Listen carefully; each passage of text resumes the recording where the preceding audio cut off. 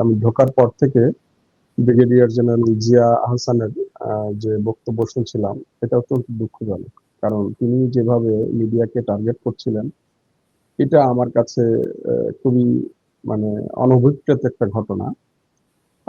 কারণ আমরা যারা মিডিয়ায় কাজ করি, আপনি নিজেও দীর্ঘদিন মিডিয়ায় কাজ করেছেন, আপনি জানেন মিডিয়াকে বলা হয় থ্যাঙ্কস লেট জব। এটা আমরা সবসময় বলি। আমরা যখন কোনো সঠিক রিপোর্ট করি, সেই সঠিক রিপোর্টটাও কিন্তু কারো পক্ষে যায় আর কারো বিপক্ষে যায়। যার পক্ষে যায় তিনি আমাদেরকে ফোন করে থ্যাঙ্কস দেন, বুকে আমার ভাই বলে বুকে টেনে নেন। আর যার বিপক্ষে যায় তিনি ওই সাংবাদিক টাকা খেয়েছে, ওই সাংবাদিক এই করেছে, এই কথাগুলো কিন্তু আমাদের মানে প্রতিনিয়তই শুনতে হয়। আমরা এটার সাথে অভ্যস্ত। আবার দেখবেন আরো একটা ব্যাপার থাকে, একটা সময় রাজনীতিবিদরা একটা কথা বলেন, সেই কথা যখন মিডিয়ায় রিপোর্ট হয়, রিপোর্ট হওয়ার পরে তারপরে এটা যখন নিয়ে ব্যাপক সমালোচনা বা প্রতিক্রিয়া হয়, আমাদের কাছে রেকর্ডস থাকে, তারপরেও রাজনীতিবিদরা বা দায়িত্বশীলরা, অন্যান্য সেক্টরের দায়িত্বশীলরা যার বিরুদ্ধে যায়, তিনি বলে দেন আমি এভাবে বলিনি, আমার কথাকে মিডিয়া মিসকোট করেছে। হ্যাঁ, তো এটা বাট রিয়ালিটি কিন্তু তা না, তিনি সেভাবেই বলেছেন। দেখেন, যেই বিষয়টা নিয়ে আজকে আলোচনা হচ্ছিল বাস নিয়ে, এই বাসের উদ্বোধনী অনুষ্ঠানে কিন্তু অসংখ্য মিডিয়াকে দাওয়াত দেওয়া হয়েছে। মিডিয়া কিন্তু একা যায় নাই, নিজে থেকে যায়নি। এটা কিন্তু জামাত ইসলামের পক্ষ থেকে সেখানে গণমাধ্যম কর্মীদেরকে এই সম্প্রচার বাস উদ্বোধনের জন্য দাওয়াত দেওয়া হয়েছে এবং মিডিয়া সেখানে গেছে। তো কাজেই এইখানে মিডিয়ার ভুল কোথায়? আমি তো এখানে ভুলের কিছু দেখি না। হ্যাঁ, এখানে মিডিয়ার কোনোই ভুল নাই, মিডিয়া রিপোর্ট করেছে। এখন আপনি যেটা যেটা নিয়ে আলোচনা হচ্ছে কপি, এই কপির কথাটা কিন্তু মিডিয়া কোথাও বলে নাই। এই কপির কথা সোশ্যাল মিডিয়ায় দুই দলের ভক্ত এবং অনুরাগীরা এই কপির বিষয়টা নিয়ে আলোচনা করছে। এটা কোনো মিডিয়া এটা অমুককে অমুক কপি করলেন, এটা কোনো মিডিয়ার কাজ না, মিডিয়া বলেও নাই। এখন আরেকটা বিষয় এখানে থাকে, দেখেন কপি খুব গুরুত্বপূর্ণ বিষয় না, বিষয়টা হলো ইন্সপায়ার্ড। আমি নিজে মনে করি যেটা ইন্সপায়ার্ড শব্দটা ব্যবহার করতে চাই। এই বাসের যে ব্যবহার বাংলাদেশের রাজনীতিতে আগে ছিল না। আমরা এর আগে আমাদের বুদ্ধি হওয়ার পর থেকে আমরা যে সমস্ত নির্বাচন দেখেছি, এইভাবে নির্বাচনী প্রচারণায় বাসের ব্যবহারটা আমরা দেখিনি। এটা তারেক রহমান, বিএনপির যিনি চেয়ারম্যান, তিনি এটা শুরু করেছেন।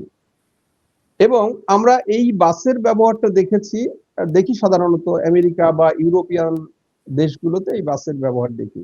যেহেতু তারেক রহমান লন্ডনে ছিলেন দীর্ঘদিন, সে কারণে তিনি সেখান থেকে হয়তো এই বিষয়টা দেখতে পারেন এবং সেখান থেকে হয়তো তিনি ইন্সপায়ার্ড হতে পারেন। বিষয়টা তো এরকম না যে তারেক রহমানই বিশ্বের মধ্যে প্রথম এই বাসের ব্যবহারটা করলেন, তাই না?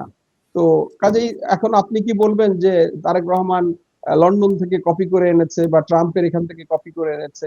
এটা তো না। বিষয়টা হলো যে তিনি এটা থেকে হয়তো লন্ডনে যেটা দেখেছেন সেটা তার ভালো লেগেছে, তিনি সেটা ইন্সপায়ার্ড হয়েছেন, তিনি সেটা বাংলাদেশে যখন এসেছেন তার নির্বাচনী প্রচারণায় তিনি ব্যবহার করেছেন।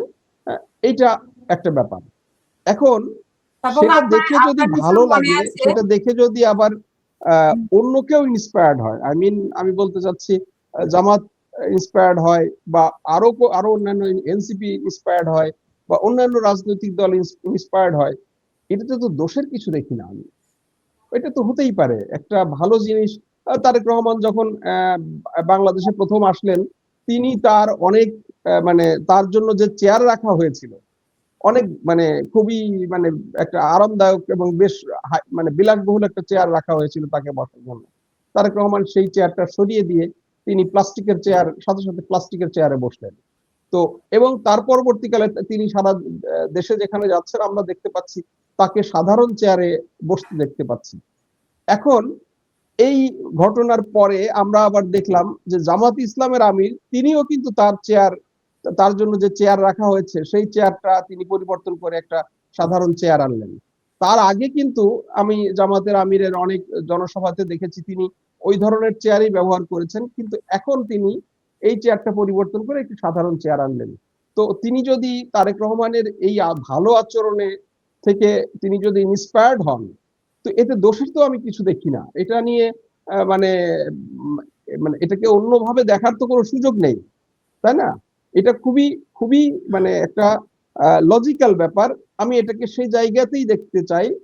কপি হোক, ইন্সপাইরেশন হোক, যদি সেটা ভালোর জন্য হয়, দেশের জন্য হয়, মানুষের কল্যাণের জন্য হয়, এতে মানে কোনো দোষ আমি দেখি না। এবং আমি মনে করি এটা সঠিক কাজ হয়েছে, এটা করতেই পারেন, যে কেউই করতে পারেন। এখন দুই দলের কর্মীরা যে বলছেন তারা যে অমুক অমুককে কপি করেছেন, আহ, এটা কিন্তু খুব স্বাভাবিক ব্যাপার।